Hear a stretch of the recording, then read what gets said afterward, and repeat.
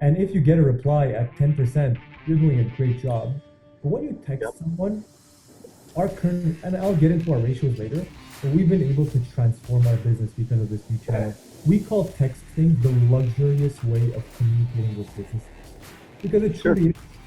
And number three, you're slower than you think. There's no fast system on the market. Everything is slow from one step to another. Like you work on content, you told me, Jason. That Yep. content might generate a significant number of quality prospects. For freshly brewed discussion on automotive sales and marketing, this is Coffee with Jason. The Coffee with Jason podcast is sponsored by Closer's Coffee. For that full-bodied, rich, sweet flavor with a bright acidity, drink Closer's Coffee, stay caffeinated, and keep on closing. Find out more at closerscoffee.ca. Jason, I'll get straight into it because we have maybe about 30, 40 minutes here. So in sum, what we've done at HGregoire was over the past couple of years, we played a lot with different ad channels and acquisition channels, and we really broke it down to a science in terms of what works well for us.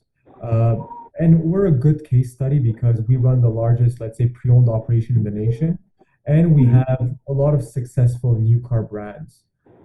So it was a lot of testing, it was a lot of tweaking, and one thing we realized was missing in the market was a proper engagement platform. And that's what we built in-house. And ever since, it has grown to something quite extensive and complex.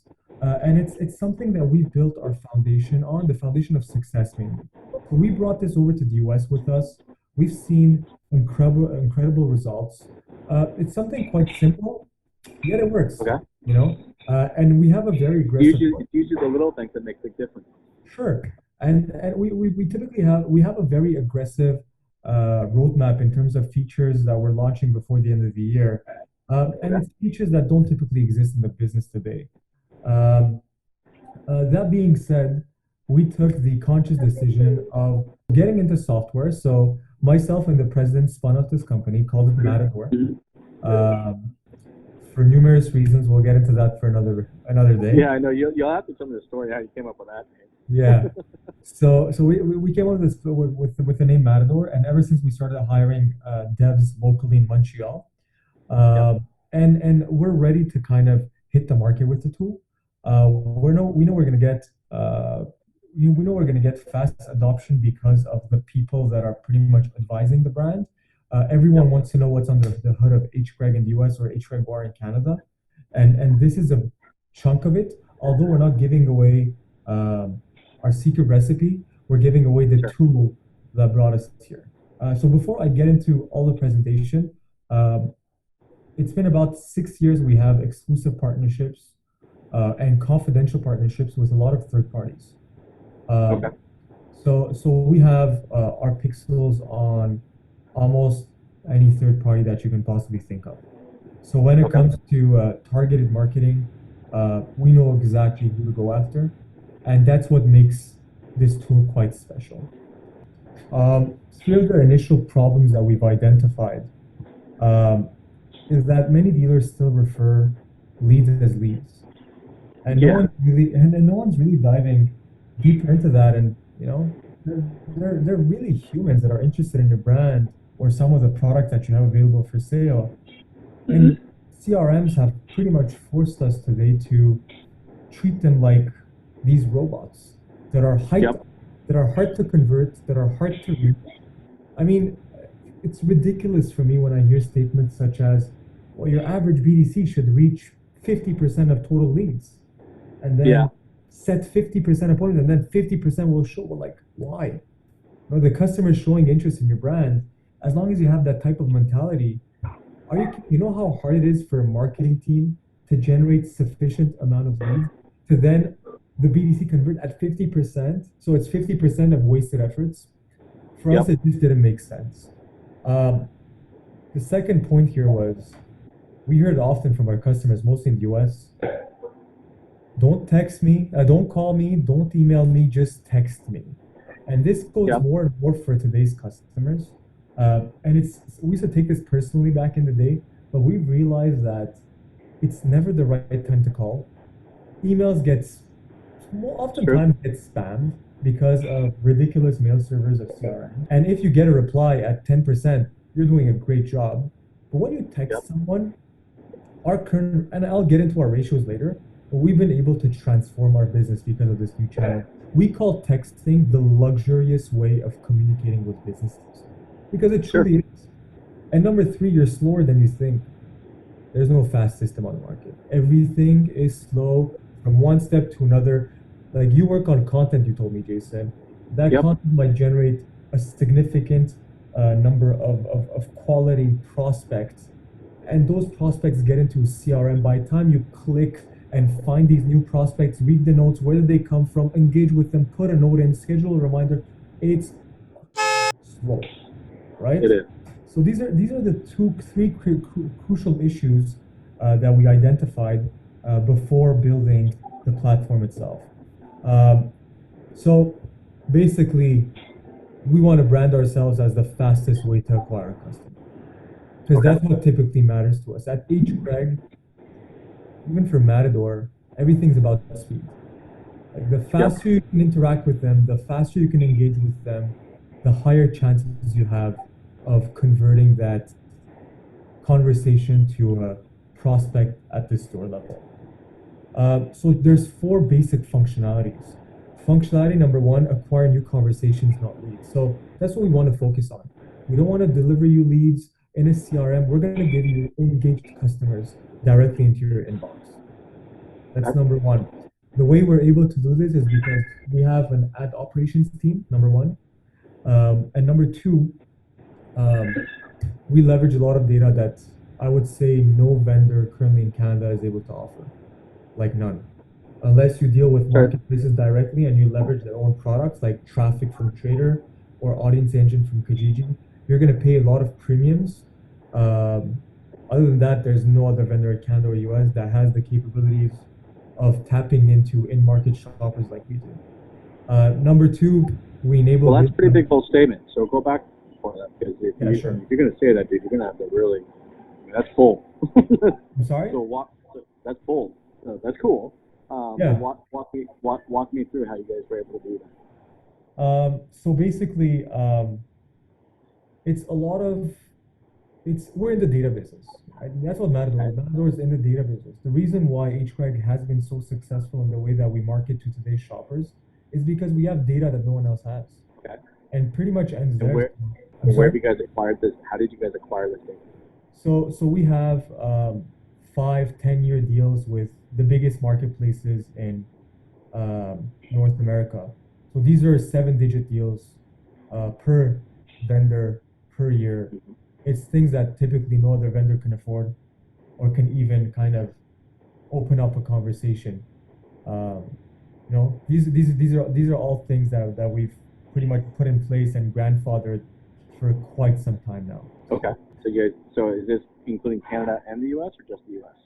Both in the US and in Canada. Different states in the US have different marketplaces that are quite dominant. So Yeah. as of now, it's mostly in the southeast. East coast mostly is where we have the bulk of our data, but it should be significantly easy for us to open that up to any other state. You're buying the data from the marketplace. Not What only other sources of data are you buying from? correct. So there's many sources. There's different there's so what we do is once we parse sources, we like to cross reference it with other vendors we have. We run through different algorithms to measure the likelihood of purchase. So we're able to segment it with our data scientists in house, and based on what we see um, in terms of results, we're able to say, all right, let's strike a long-term deal with this vendor, whether they're a product Mhm. or marketplace. And sometimes we buy data that's absolutely shit, just doesn't convert. It's very high funnel, and we like to get rid of that data. So Yeah. we already use this bulk of data for HGreg and HGregoire and uh, our entire, let's say, 30 plus group, a 30 plus store group. Yeah. But it's something that we can now bring to market with the consent of our various data partners, um, Yeah. and offer it as a product. So now on that data, how much of that data is pixel driven versus device driven? They're all pixel driven. they're all pixel fit. Are there any concerns about how the laws changing around pixels? No, none. We have consent. We have consent from basically every single vendor. I mean, we have lawyers that work around the clock to make sure that there's no castle-related laws or anything of that kind. And remember, we're not contacting them via telephone or text message, but we're basically serving them ads. So it's Yeah, no, of course, of course. hyper relevant, hyper targeted, and the only way we'll engage with these customers is by asking their consent. And I'll get into that a bit later. So number two, it's a text-based platform. So we want to make sure we know all customers want to be communicated via text, with an exception of maybe 0.5%. Number three, we've built similar functionalities like Podium that basically allow you to create brand evangelists. So building up your online reviews and reputation. And number three, we like to give you a holistic view of the customer, the different touch points, sources, tags if need be, and information just in general. So these are all the four current functionalities that are currently available on the platform. So getting into that initial point that we were just discussing, so we basically build these dynamic and personalized creatives that engage with in-market shoppers. So we're not pretty much shooting at large there. We go, it's all segmented and scored, just like the visual you see here on the right side. So this has enabled us to overperform most, if not all, of your marketing channels and ROI. This is the bold statement, but we stand behind. Number two, so brand evangelists. We've ran Podium in the past. The system is quite easy, but it's expensive. So we thought we thought recreating it and offering it for free via our platform.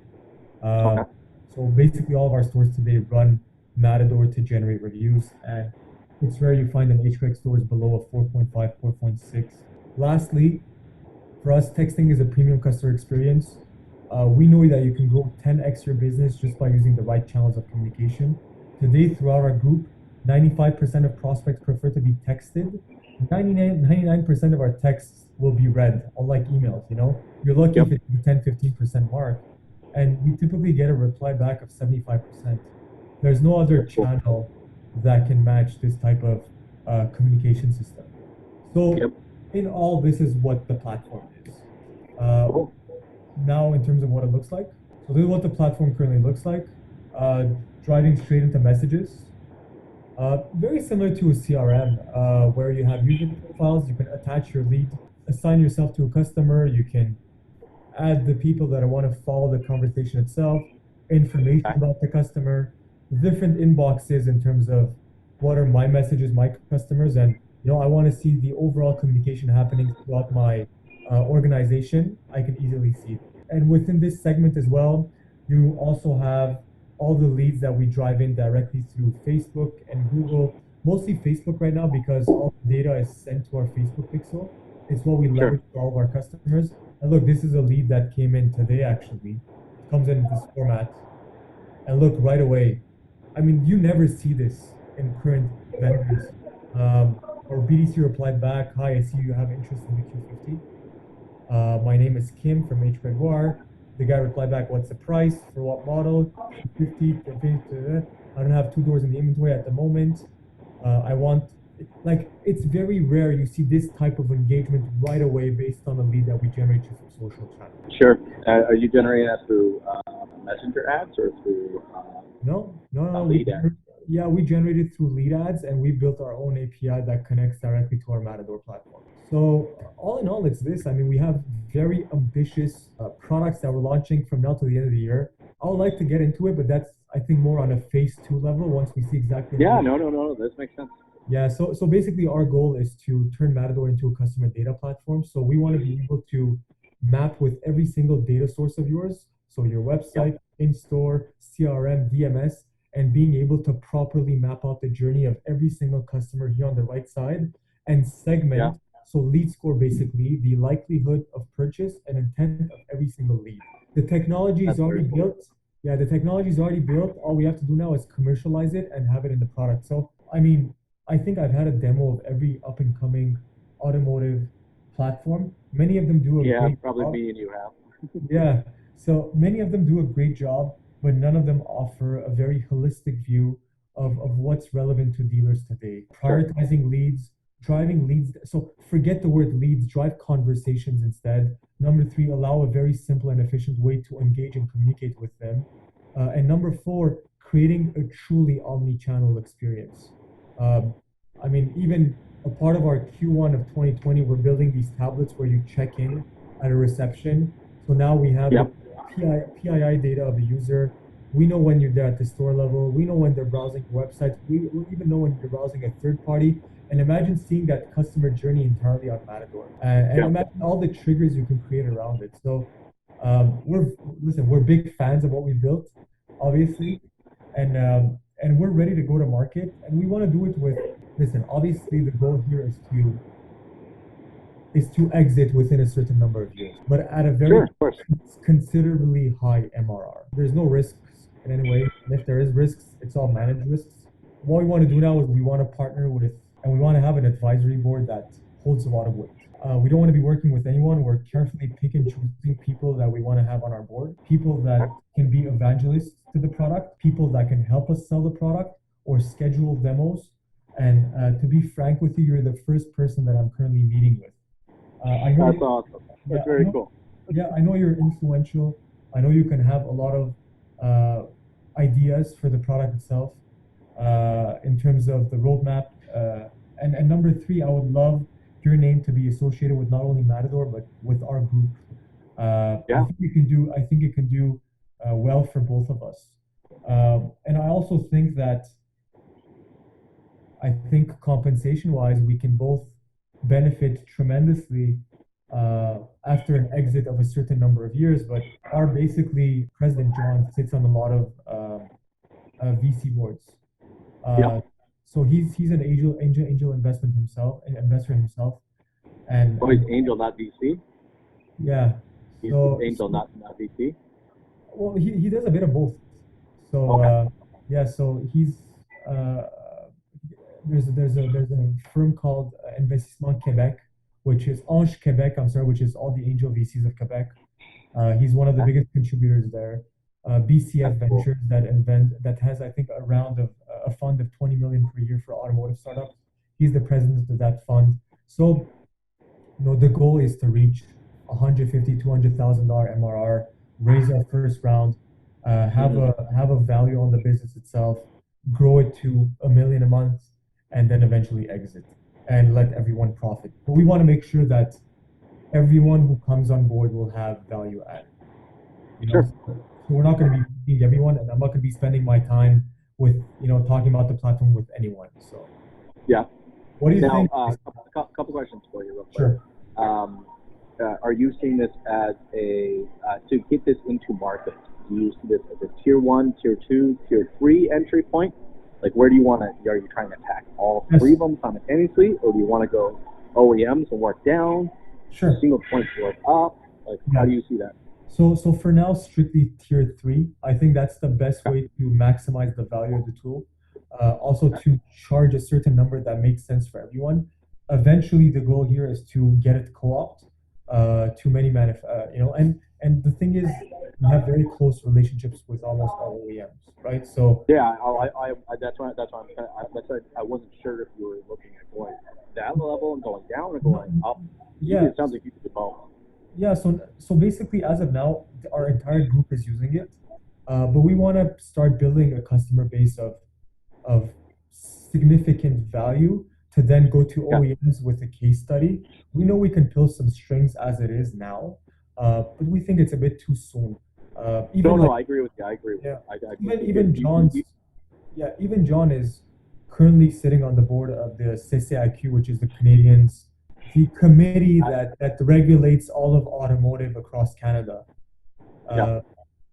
CCAQ, I guess. I don't know. Something like that. I don't know. Yeah, so we love our acronyms in our industry. Oh, tell me about it. So yeah. So the other thing too is, it's not quite a CRM system, but it's also not quite a lead management system. So are you calling this a communication management system? Yeah, we call it a customer engagement platform. So you're carving out kind of that's a new market, and that's a Correct, market that correct. doesn't currently exist in the automotive space. Yeah, so like CRMs are quite complicated with the desking side of things, legalities, I contracts. agree. The A lot issue of is shit. the issue is you should only use a CRM to finalize a deal. You shouldn't leverage the CRM's functionalities or capabilities to keep your customer pipeline nurtured and engaged. And there's no other Yeah, tool that does this. Lead management does the same thing without the CRM functionality of finalizing a deal. So we want to position ourselves right in the middle. Use our tool okay, to that's what engage with, yeah, so use our tools to engage with the customer, drive into the store. Once they're at the store, use your CRM. But that 80%, like what percentage of website visitors end up purchasing a car at any given dealership? Website visitors. website visitors, unique website visitors. Yeah, Yeah, like, you're around 2 to 3%. yeah, so what are you doing with the rest? Honestly, like what's happening with the rest of those users? Yeah, Most of them that are engaged, what percentage of leads are converting into a sale itself? 12%? How about the rest, the 80, 90%? There's no tool that currently keeps that pipeline engaged in any way.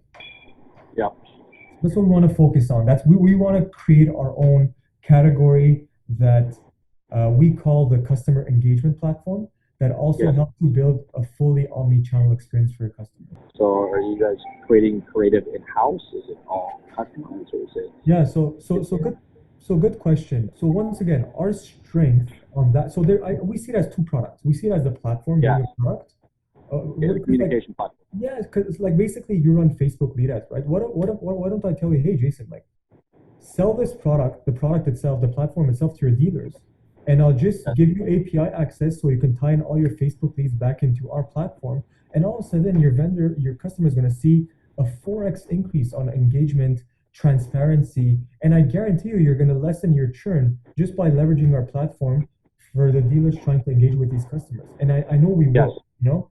So we see it as two products. We see it as the platform, and we see it as the ad ops. marketing tool. We don't see like the future of the. I don't want to be in the ad ops business. I don't. You know what I mean? Okay, Like, that's not our long term vision. But for now, because we have data no one else has, and it's a good way to penetrate dealers in a sense where we'll yes, help you. Because it's one thing saying we'll help you engage your customers at a higher ratio. In return, you'll be able to sell to your customers faster. And there's another proposition where you'll tell your customers, I'll help them engage at a higher percentage and I'll help you generate incremental business. And I feel like in today's market, there's more value in incremental business than efficiency in the business. You I know, 100% agree. So would you say then at launch, you're going to focus on the communication portion, or you're going to try to launch both sides of the business yeah, exactly? so I think the ad business is what's going to get our foot through the door, and then we're going to get them hooked Okay. on the platform. And the long-term vision is, listen, if you have a marketing team that wants to run these ads themselves, it's entirely up to you. You know, our focus will be the platform, will be the experience. Yeah, the communication. Yeah, Okay, that makes sense. entirely that is. So when you told me that you build visuals, I'm like, huh, that's not a bad idea. Building visuals. I don't know if you guys are building ads as well. But if there's a way that for all these customers that you're building ads with and running lead gen ads, like there's nothing more demotivating for a vendor that doesn't have a product to drive good quality visitors to a retailer's website and then see Yes. it convert at 2-3% because the website is not optimized enough. And like you're basically becoming the marketing team of that dealer, and that's not scalable. Like how on No, earth? it's when you start opening up more and more doors and more cans of worms and the whole shebang. Yeah, no, I can't go in there and focus. I would love to just be able to go and focus on one thing. Well, you Like can. let's just talk. Yeah, let's just talk about your communication process. You know, but I can't. I have to go in there just because there are so many other companies out there that you can choose to do marketing from. I have to go in there and show value in the fact that I'm able to do everything. You know, unfortunately, I love the fact of just focusing on just the communication portion. The other thing that was running through my head is that since you're going to go tier 3, and you're not going to go tier 1 right out of the gate, is tier 3, you're going to have to build a brand. I mean, people are going to have to know who Matador is, what Matador is. I mean, like take a look at CMT, which is now, what do they call themselves? Rapid RTC or whatever the hell company Sure. out of Calgary. Okay, they went tier 1 and then dropped into tier 2. Sure. Okay. You look at like eDealer, the website platform, all right? They went tier 3 and try to work their way up to tier 1. Okay. Totally different strategies, totally different efforts. eDealer had to focus a lot on what the brand meant. No one gave a shit who DMT was because there was a mandate coming from the top down. So they never ever focused on creating a brand. They're just now starting to focus on creating a brand, and they're like 15 years into the business. Sure. So, I mean, there's no wrong or right way. It's just how you execute. Yeah. So I think that we can leverage a lot of these OEMs, even if we're not T1 or T2 approved, we can have a stamp of confidence, let's call it, where we can ask some of our regional managers of different OEMs to stamp the product as something that works for our group without it being officially, you know what I mean, and provide that kind of value. But I think the biggest, because we already started selling this, so we're at 4 customers in the US and Florida already, and I'll tell you, there was not even a reach out to these customers. The second they heard of it, how they hear of it, I have no effing idea. But they came back to us and they said, if this is something that HGregoire uses, we want to partner. And we demoed them, and all 4 of them signed up. Okay. So we're mainly, the fact that we're putting our brand on it and our name on it is what we're hoping that's going to add that value, brand equity to it. Now, here's the next question I had, because this has always been an issue with Go Auto. Okay. Sure. Go Auto and Strathcom. Yes. Go Auto and Strathcom were kind of united, and they were kind of one. They had no problem admitting that one owned the other, and that this was, this is how it came about. Absolutely. The problem is that held Strathcom back to working with a lot of clients. I agree. Because Go Auto was seen as a direct competitor. Absolutely. So it's now, but not the case now. They learned from that, and about a few years ago, they separated. Strathcom now is its own entity. It has nothing to do with Go Auto. It's its own entire business. The problem is that from a branding perspective, everyone remembers who owns Strathcom. They struggle to get away from that. Yeah, that's something we've thought of, and Strathcom's a good, because that's the concept.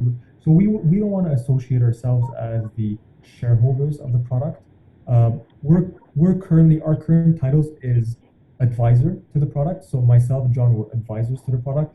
We have a COO, we have a team, a designated team, and the way we're approaching dealers is by telling them that we're using HGregoire as basically a case study, like any other vendor utilizes an OEM as a case study. Same thing in our case, and we're basically the testimonial itself of the product. But in any way do we tell them that we are the owners of the product. We don't want to get into that. Even internally, that might create some confusion, within my team, for sure. So that's something we want to. I like what I see. I think it's kind of cool because I think it's what dealers actually do need is that there's some confusion of what CRMs are, there's confusion what lead management is, and really, even both of those terms are so very old school terms, right? I mean, even the word lead management's been around for 15 years, right? But really, it's a communication platform, right, to be able to communicate.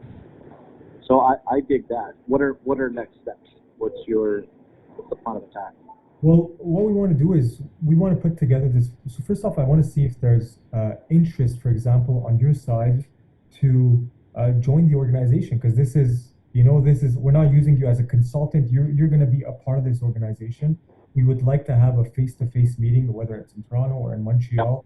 And if everything goes well, we would want to put together an equity package for you and a job description, and have you as an advisor of the product.